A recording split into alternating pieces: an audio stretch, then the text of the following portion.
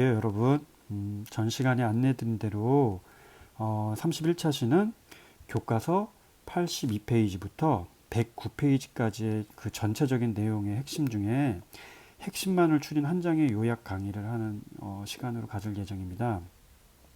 내용의 핵심은 정치 과정이 어떤 흐름으로 이렇게 연결되어 있는지, 이 이스턴의 정치 체계의 이 흐름들을 먼저 정확히 기억을 하셔야 됩니다. 그리고 그 과정에서 정치 참여의 이 주체들이 누구인지, 그렇죠? 누가 있고, 그리고 그 정치 참여의 주체들의 특징들은 무엇인지 공부하는 게 이 한 30페이지 가까이 되는 이 페이지의 핵심들입니다. 먼저 데이비드 이스턴의 정치 체계론이라는 내용에 나오는 정치 과정을 이해를 하셔야 됩니다. 정치 과정은 투입, 그렇죠? 즉 사회 구성원의 요구 또는 지지, 이것이 정책 결정 기구에 투입되어서 정책의 결정과 집행, 이런 것들이 이루어지는데, 이 정책 결정 기구는 여러분이 알고 있는 3권이에요. 그래서 입법, 사법, 행정부. 우리가 권한을 부여했고, 그래서 권력 행위를 이 정책 결정 기구에서만 하는 거죠. 그것을 만들어 달라고 하는 요구와 지지는 각계각층의 사회 구성원이 요구를 하는 것이고, 그래서 나오는 이 정책 결정과 집행의 내용이 산출물로서 나오는 것이고 정책이겠죠. 그리고 그 산출물에 대한 사람들의 어떤 호응도 혹은 비판, 이런 것들이 환류되어서 끊임없이 정치 과정은 순환하고 반복한다라는 거, 이 그림을 일단 머릿속에 잘 넣기 바랍니다. 이후의 교과서의 구성은 정치 과정의 투입, 즉 이 사회 구성원의 요구와 지지, 이 과정인 정치 참여에 대한 내용이 뒷부분의 핵심이에요. 그래서 잠시만 좀 줄여서 보면, 이렇게 정치에 참여하는 방법, 투입에 대한, 즉 요구와 지지를 하는 방법에 대해서는 이 정치 참여의 방법은 선거, 그렇죠? 그리고 뭐 독자 투고, 언론사에 청와대 국민청원, SNS에 댓글을 단다든지 SNS에 본인의 어떤 생각들을 올린다든지, 이런 것들이 모두 정치에 대한 참여겠죠. 뿐만 아니라 정당에 가입하고 정당 활동을 하고 이익 집단에서 활동을 하고 시민단체에서 활동하는 이런 모든 것들, 이런 것들이 전부 다 정치에 참여하는 방법일 수 있겠죠. 이 중에 선거, 그렇죠. 선거, 그리고 독자 투고, 언론사에 대한 독자 투고, 그리고 청와대 국민청원, SNS는 개별적인 정치 참여라고 할 수 있을 것이고, 우리가 이제 범주화시켜서 개념을 정리를 해야 되니까. 반면에 정당, 이익 집단, 시민단체는 집단적인 활동에 정치 참여라고 이렇게 분류를 할 수 있다. 이것이 처음 나오는 그 전체적인 교과서의 핵심 분류 체계입니다. 그래서 일단 이 분류를 먼저 이해를 해야 된다라는 거 이해할 수 있겠죠? 그래서 교과서의 82페이지에서 이 109페이지까지의 핵심은 결국은 대표적인 개별적 정치 참여의 방법으로서의 선거와 그리고 집단적 정치 참여의 방법으로서의 정당, 이익 집단, 시민단체의 특징에 대해 비교하는 내용이니까 이를 잘 정리하면 됩니다. 교과서와 EBS의 내용 정리, 그리고 문제 풀이, 이 세 가지를 한 세트로 해서 공부하면 완벽하게 공부가 될 것 같다는 생각이 드는데, 우선 선거에 대해서 먼저 공부를 해볼게요. 우선 선거단원에서는 어떤 공부를 하는지, 그 무엇을 공부하는지를 지금은 정리하는 시간이니까 전체적인 그 마인드맵 혹은 이 조직도를 좀 여러분들이 머릿속에 이해하시는 게 공부하는데 효율적일 것이다. 그래서 지금 이 공부를 하는 것이고요. 첫 번째, 선거의 기능에 대해서 나오는데요. 선거의 기능은 대한민국이다 이렇게 외우시면 좀 편리할 거예요. 제가 만든 간단한 말인데요. 대는 대표자에 대한 선출, 한은 이 한자가 한자로 요런 한자를 쓰면 돼요. 이 한이 제한한다는 뜻이기 때문에 제한할 한자. 그러므로 이 한은 정치 권력을 통제한다, 제한한다. 정치 권력을 선거로서 제한할 수 있고요. 민은 민주적 정당성이라는 말을 쓰고요. 국은 국민의 동의와 지지, 이런 기능들이 선거의 기능이 있는데 그 앞글자를 따서 제가 한번 문장을 만들어 봤어요. 그래서 대한민국 이렇게 외우면 선거는 대표자 선출의 기능이 있고 정치 권력을 제한하는 기능도 있고 국민의 동의와 지지인 민주적 정당성을 부여하는 기능, 그리고 국민의 의사에 대한 반영, 국민의 의사 반영이라는 어떤 그런 기능, 이런 것들이 있는데 줄여서 선거의 기능을 대한민국 이렇게 요약하면 간단히 공부할 수 있을 것이다. 두 번째로는 민주선거의 4가지 원칙에 대해서 공부를 하게 될 거예요. 보통선거, 평등선거, 직접선거, 비밀선거. 이거 아마 초등학교 때부터 공부를 해서 대부분 다 알고 있을 텐데 보통선거는 뭐죠? 성별, 재산 등에 관계없이 일정한 연령에 도달하면 그러한 국민, 즉 유권자에게 모두에게 선거권을 부여하는 거죠. 즉 보통선거의 반대는 제한선거죠. 반면에 평등선거는 표 가치의 평등이죠. 즉 어떤 사람은 2표, 3표의 가치를 갖고 있고 어떤 사람은 0.5표의 가치를 갖고 있으면 표 가치가 평등하지 않다라는 거. 그래서 표 가치의 평등, 이런 걸 우리는 평등선거다. 직접선거, 비밀선거는 당연한 얘기니까 넘어갈게요. 고등학교에서는 단순하게 이 개념들만 공부하는 걸로 끝나지 않고 이거를 선거와 관련된 헌법재판소 판례, 그리고 공직선거법에서 이런 내용들이 나오기 때문에 그 내용을 분석을 하는 공부를 할 거예요. 그래서 기본적으로 일단 민주선거의 4가지 원칙을 정확히 이해를 하고 얘네들을 단순히 외우는 게 아니라 얘네들이 어떻게 헌법재판소 판례라든지 공직선거법이라든지 이런 법률에 어떻게 문장으로서 이렇게 적용이 돼서 판사들이 판결을 내렸는지, 헌법 개정할 때 이런 용어를 사용했는지 그걸 공부할 거예요. 그래서 정확히 일단 알고 계셔야 되고요. 세 번째로는 선거제도입니다. 선거제도. 이 부분 아주 중요한데요. 선거구제도와 대표 결정 방식, 이 2가지가 핵심입니다. 선거구는 작은 선거구에서 1등만 당선이 되는 것, 이거를 우리는 소선거구제라고 하고, 작은 선거구 몇 개를 합친 큰 선거구에서 2명, 3명, 4명 이렇게 2명 이상을 한꺼번에 선출하는 것, 이거를 중대선거구제라고 하는데요. 다시, 소선거구제는 작은 선거구제에서 1등 1명만 선출하는 거고, 중대선거구제는 아예 여러 선거구를 합쳐서 크게 한 2개, 3개, 4개 선거구에서 2명, 3명, 4명 이런 식으로 여러 명을 한꺼번에 선출하는 게 중대선거구제인데 이 선거구제들의 장점과 단점들이 있어요. 그래서 그 장단점을 공부하는 게 이번 공부의 핵심이더라.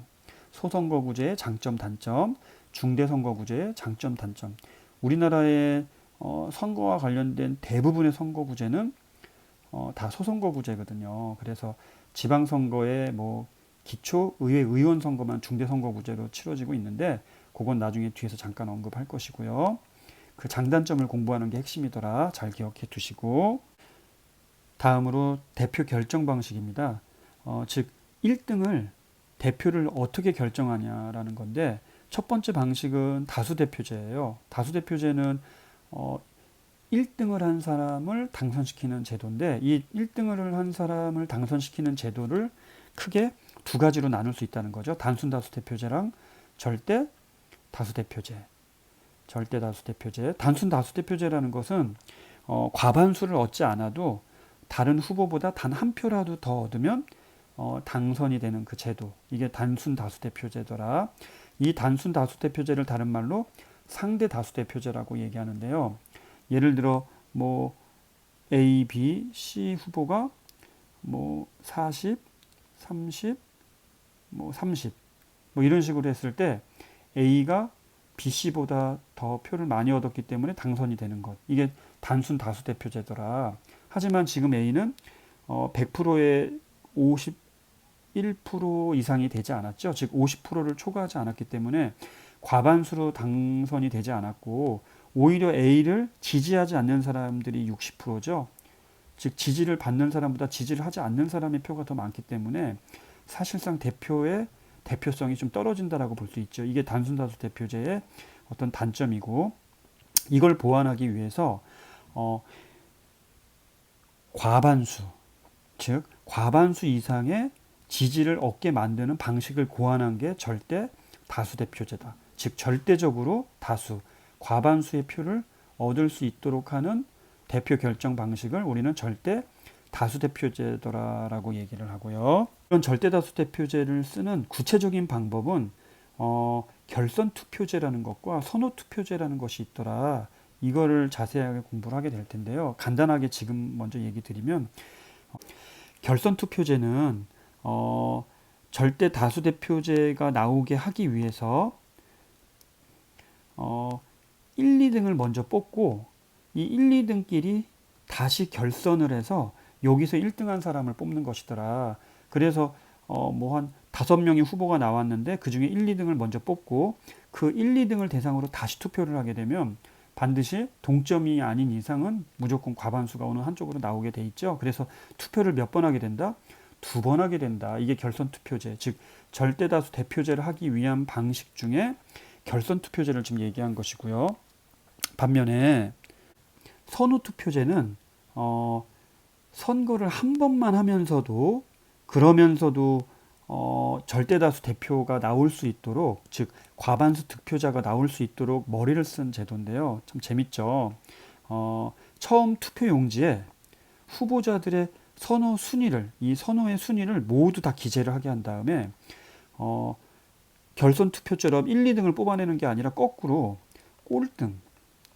꼴등을 뽑아내서 꼴등 후보자를 탈락을 일단 시켜놓은 다음에 그 탈락한 꼴등 후보자를 지지한 표에 2순위에 있던 표들, 꼴등 표에도 그 꼴등 표에도 사람들이 그 꼴등을 1순위로 그 기재를 했었겠죠. 근데 그 1순위로 기재한 표에 2순위들을 체크를 해서 그 2순위로 기재한 표들을 모두 각각으로 다시 배분을 하는 거예요.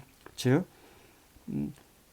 꼴등 후보자를 지지한 표에 2순위에 있던 후보자들에게 그 표를 배분해줘서 다시 순위를 매겨서 선호도를 다시 이렇게 매기는 게 선호 투표제의 방식인데, 선거 단원에서 자세히 설명을 해드릴게요. 핵심은 절대다수 대표제는 다수 대표제 중에서도 반드시 과반수 이상이 나오게 하는 대표제를 얘기하고, 그 방식에는 결선 투표라는 방식과 오히려 선호 투표제라고 그래서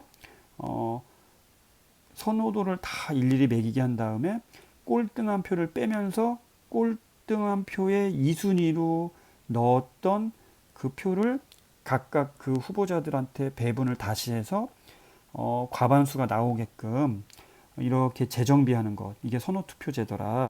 결선투표와 선호투표제는 절대다수 대표를 뽑기 위한 방식이고, 단순다수 대표제는 단순하게 1등만을 뽑는 방식이더라.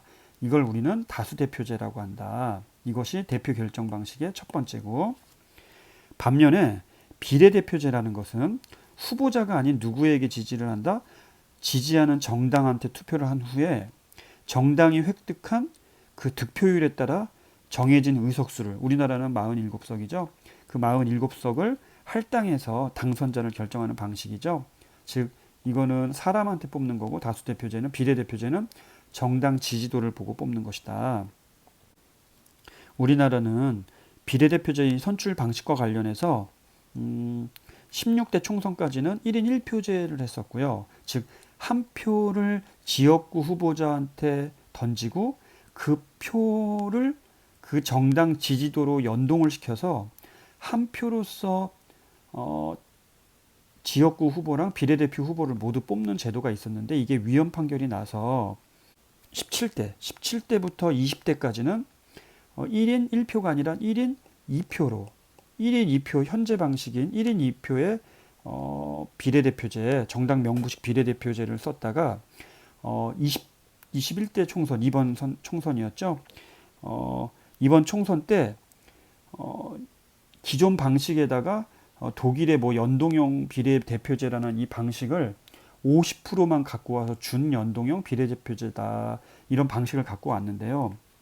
지금은 자세하게 알 필요 없고 나중에 자세하게 설명해 드릴 테니까, 핵심은 대표 결정 방식에 후보자를 뽑는 게 아니라 정당 지지도에 따른 비례대표제를 뽑는데, 방식이 세 번의 방식으로 이렇게 변경되었었다라는 것만 일단 머릿속에 기억해 두는 게 오늘 수업의 핵심인 것 같아요.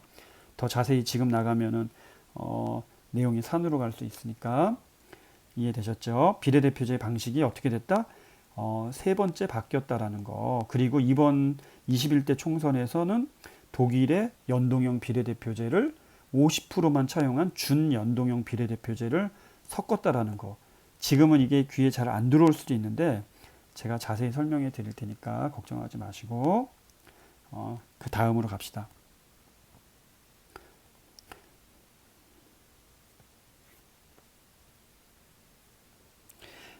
네 번째로는 우리나라의 선거 제도에 대한 부분입니다. 대통령 선거를 우리 대선이라 부르죠. 5년마다 한 번씩 하고 단순 다수대표제로 한다는 거. 총선은 국회의원 선거죠. 4년마다 한 번씩 하고, 우리나라 지역구 의원 253명, 비례대표 의원 47명 뽑는다라는 거 이미 알고 있을 거고요. 그래서 총 300명이죠. 소선거구제 1등만 뽑기 때문에 단순 다수대표제를 뽑고, 비례대표는 정당 명부식 비례대표제를 쓰고 있죠. 그래서 뭐 이거 이미 다 알고 있는 내용일 거고, 지선은 지방선거의 약자예요. 지방선거. 총선, 대선은 보통 이렇게 쓰지만 지방선거는 이렇게 줄여서 사실 잘 쓰지는 않는데 지방선거라고 그냥 정확히 외우는 게 나을 것 같고, 지방선거는 지방자치단체의 장 또는 의회 의원 그리고 교육감을 뽑는 걸 우리는 지방선거라고 부르죠. 4년마다 한 번씩 하고요. 유권자는 총 몇 명을 선출한다? 7명을 선출한다라는 걸 잘 기억해 두셔야 돼요. 즉 표가 몇 장이다? 7장이더라. 지자체장, 지방자치단체장을 2명을 뽑는데, 한 명은 광역지방자치단체장, 즉 우리 같은 경우에는 서울시장, 그렇죠? 그리고 기초지방자치단체장은 서울에 25개 구가 있는데, 서울에 25개 구가 있는데 그 25개 구의 구청장, 그렇죠? 이게 기초 지방자치단체장이더라. 광역의회 의원은 2명 뽑습니다. 즉 지역구 광역의회 의원과 비례대표로 또 한 사람을 우리가 투표를 하기 때문에 비례대표 광역의회 의원, 그리고 기초의회 의원 또 지역구 기초의회 의원과 비례대표 기초의회 의원으로 나눠진다라는 거. 다만 지역구 기초의회 의원을 뽑을 때는 우리가 소선거구제가 아니라 한 선거구제에서 여러 명을 뽑아가지고 좀 효율적으로 빨리 뽑으려고 중대선거구제를 채택하고 있다라는 거. 요거는 먼저 간단히 좀 알고 있어야 될 것 같고요.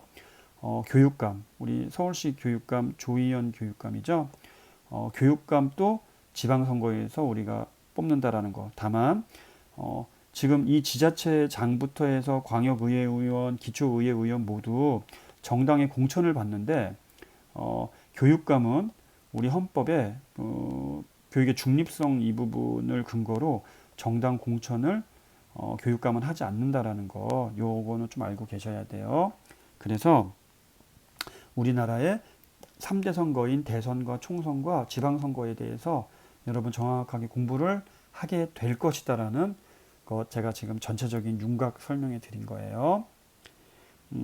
5번째로는 뭐 공정선거를 위한 제도와 기관인데, 뭐 선거구 법정주의는 선거구를 정할 때는 법률로서 정해야 된다라는 얘기겠죠. 선거는 법률로서 정해야 된다. 즉 뭐가 일어나지 않도록, 게리맨더링이 일어나지 않도록, 즉 자의적으로 자기한테 유리하게 선거구를 이렇게 획정하지 않도록 법률로서 정한다라는 거. 뭐 중학교 때부터 배웠을 거예요. 두 번째로는 선거 공영제죠. 선거를 누가 운영한다?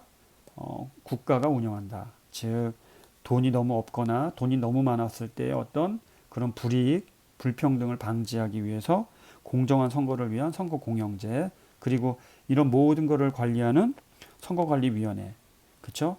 중앙선거관리위원장은 헌법 기관 중에서도 굉장히 높아서 5부 요인에 들어간다라는 얘기도 했었는데요.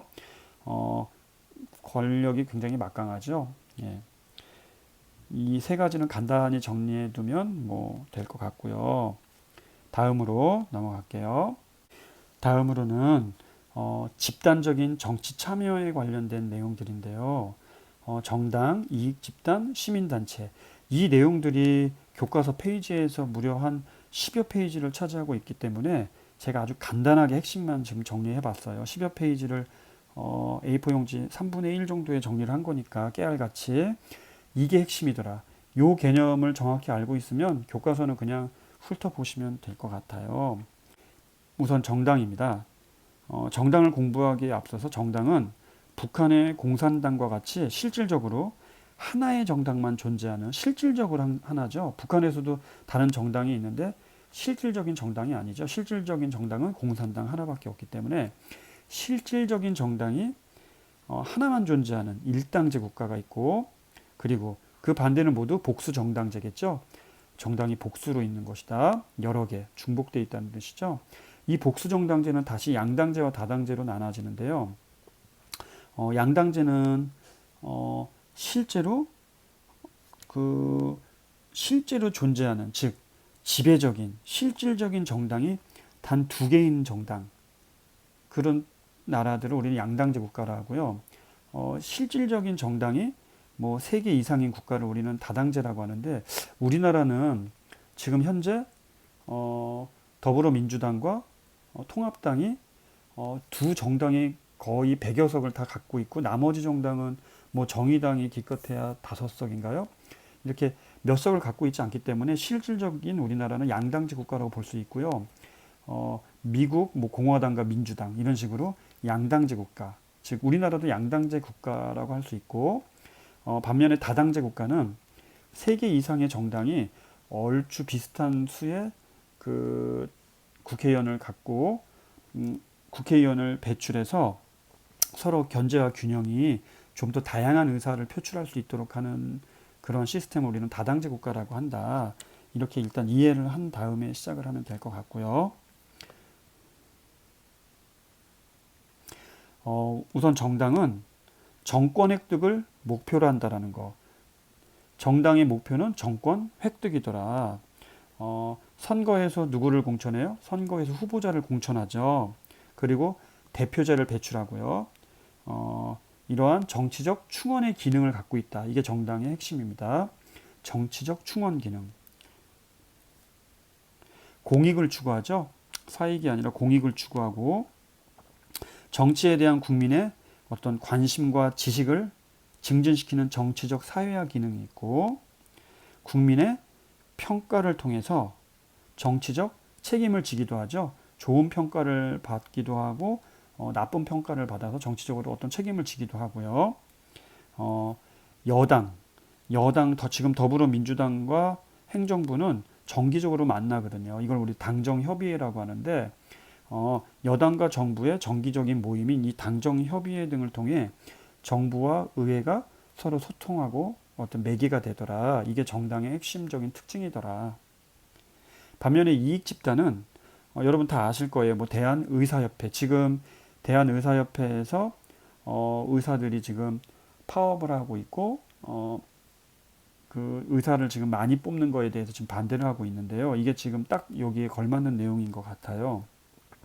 즉, 뭐 대한의사협회, 선생님들의 그 이익 집단인 뭐 전교조나 전교조는 좀 진보 단체고, 교총이라고 하는 또 보수 단체가 있고, 이 밖에도 여러 그 조합들이 있거든요. 그리고 철도 노조도 있고, 대한약사협회니 뭐 대한변호사협회니 이런 협회 조합들 많이 들어봤을 거예요.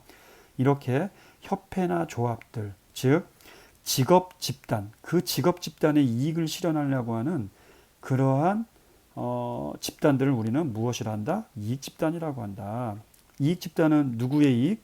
공익이 아니라 특수한 그 직업의 이익을 실현하려고 하는 단체더라.